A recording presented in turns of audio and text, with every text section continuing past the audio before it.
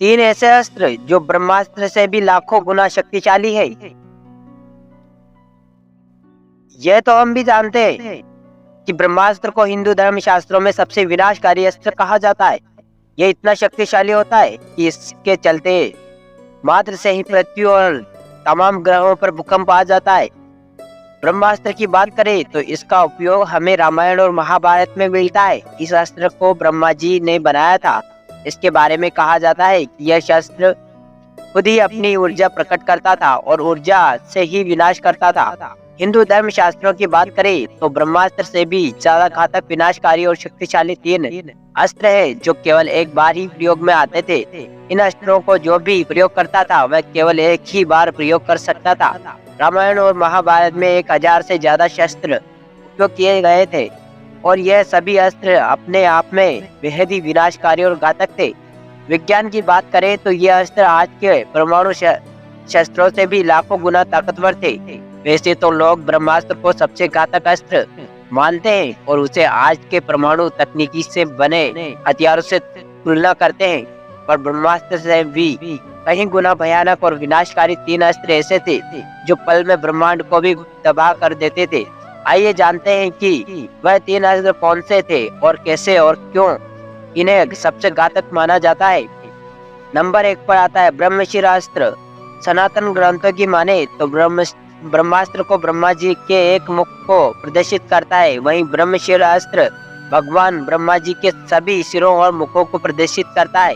चारों सिरों को प्रदर्शित करने वाला यह अस्त्र बहुत ही शक्तिशाली बन जाता है। ब्रह्मास्त्र से 4 गुना ज्यादा शक्तिशाली यह अस्त्र ऐसे भी समझा जा सकता है कि अगर ब्रह्मास्त्र परमाणु बम है तो यह अस्त्र आज के हाइड्रोजन बम के बराबर है। परमाणु बम और हाइड्रोजन बम कितने घातक होते हैं इसके बाद ब्रह्मशिरास्त्र के बारे में माना जाता है कि जब भी ये चलाया जाता है था तो वहाँ के आकाश में अग्नि वर्षा होने लगती थी। जिस भूमि पर उसका प्रभाव पड़ता था वहाँ कई वर्षों तक कोई फसल नहीं उग सकती थी। इसलिए जब भी इस अस्त्र के प्रयोग की बात आती थी तो बहुत ही सोच समझ कर इसका प्रयोग किया जाता था। एक बार ये चल जाए तो ये अपना काम करके ही वापस आता था। महाभारत में उल्लेख है कि पांडवों का संपूर्ण विनाश करने के उद्देश्य में विफल होने के बाद अश्वत्थामा ने इस अस्त्र का उपयोग उत्तरा के गर्भ में पल रहे शिशु परीक्षण के वध के लिए किया था, जिसके उत्तर में अर्जुन ने भी इसी अस्त्र का उपयोग करके अश्वत्थामा का ये प्रयास विफल कर दिया था। अर्जुन को ब्रह्मशिरास्त्र को जागृत करने से वापस लेने तक का संपूर्ण ज्ञान था, जबकि अश्वत्थामा को गुरु द्रोणाचार्य ने केवल ब्रह्मशिरास्त्र को जागृत करने का ज्ञान ही दिया था। नंबर 2 पर आता है ब्रह्मदंड अस्त्र। यह अस्त्र पौराणिक काल में बहुत कम उपयोग होता था क्योंकि इसके प्रभाव से जनजीवन के नष्ट होने का भय रहता था। महाभारत के युद्ध में अर्जुन ने इस अस्त्र का उपयोग कर्ण पर किया था, जिसे उन्होंने निष्प्रभाव कर दिया था। इस अस्त्र को केवल मंत्रों द्वारा की ही संधान किया जा सकता था। इसकी शक्ति अपार थी।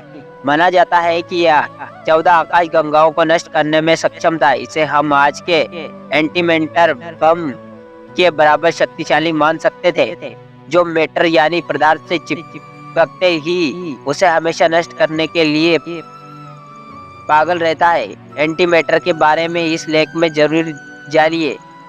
यह अस्त्र इतना शक्तिशाली था कि ब्रह्मास्त्र एवं ब्रह्मशिरास्त्र जैसे अस्त्रों को भी प्रभावहीन कर सकता था। इसका उल्लेख रामायण में भी मिलता है। नंबर 3 पर आता है नारायणास्त्र। नारायणास्त्र भगवान विष्णु का अस्त्र है, जिसे वह असुरों के वध करने के लिए प्रयोग करते थे। ये बहुत ही ज्यादा शक्तिशाली और विनाशकारी है। इसी शक्ति असीम है, इसलिए इसे कोई भी साधारण व्यक्ति संभाल नहीं सकता है। कहा जाता है कि यह नारायण अस्त्र का एक बार प्रयोग हो जाता था तो इसे कोई भी शक्ति रोक नहीं पाने में असमर्थ थी। नारायण अस्त्र को यदि कोई एक बार चला देता था तो यह किसी भी प्रकार से शत्रु का वध करके ही वापस आता था। महाभारत में द्रोणाचार्य का वध समाचार अश्वत्थामा को मिलता है तो वह प्रतिशोध में इसी अस्त्र को पांडवों के ऊपर चला देता है, जिससे भय व्याप्त हो जाता है। इसे रोकना असंभव है। इसलिए तब भगवान कृष्ण ने इसे शांत करने के लिए सभी को अपने अस्त्र और शस्त्रों को रखने के लिए कहा और इस अस्त्र के प्रति समर्पण होने का निर्देश दिया। इस अस्त्र को केवल समर्पण भाव के द्वारा ही रोका जा सकता था। अगर इसे रोकने के लिए कोई गलती से दूसरा अस्त्र चला दे तो भयंकर विनाश निश्चित हो तो था ही, साथ ही यह अस्त्र उसका भी विनाश कर देता था। तो साथियों ये थे वो 3 अस्त्र जो सबसे शक्तिशाली थे महाभारत के। तो साथियों आई होप आपको ये कहानी अच्छी लगी होगी। कहानी अच्छी लगी हो तो हमारे चैनल को सब्सक्राइब कर वीडियो को लाइक कर दीजिएगा।